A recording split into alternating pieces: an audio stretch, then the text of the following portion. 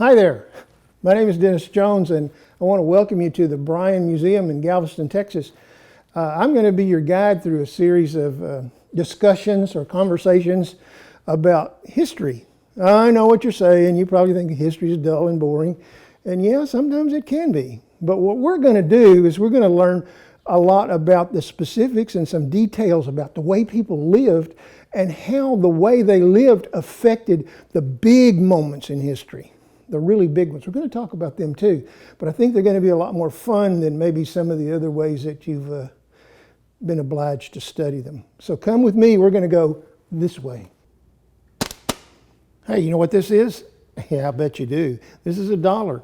What does this and this and this have in common? What do they have in common?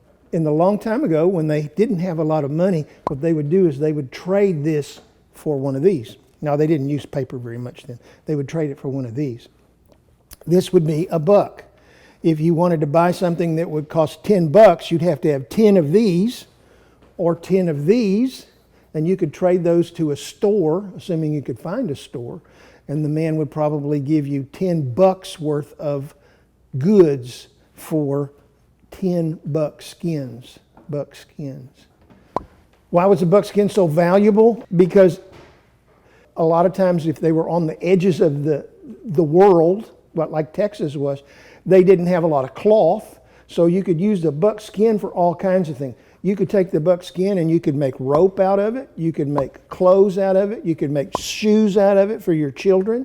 You can cover a drum head with this, you can make the cover on a banjo with this.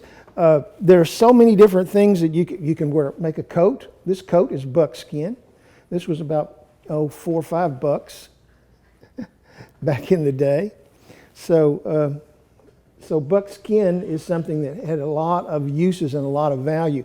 Also, the people back in the East, where there weren't as many deer as there are today here, they wanted those buckskins as well. So that was one of the reasons that you could get something for them, is because somebody wanted them. So that's where there wasn't very much paper money, if any, back then. People didn't trust it. This is not silver. This is not gold. All this is a promise that if you go to a bank and you give them that piece of paper, that you'll get this. That's all it is. It's just a promise. So people usually didn't want these little pieces of paper because they didn't know if they could trust them or not. And besides, anybody can make a piece of paper counterfeit, but they can't make dollars. So there's $1, there's $1,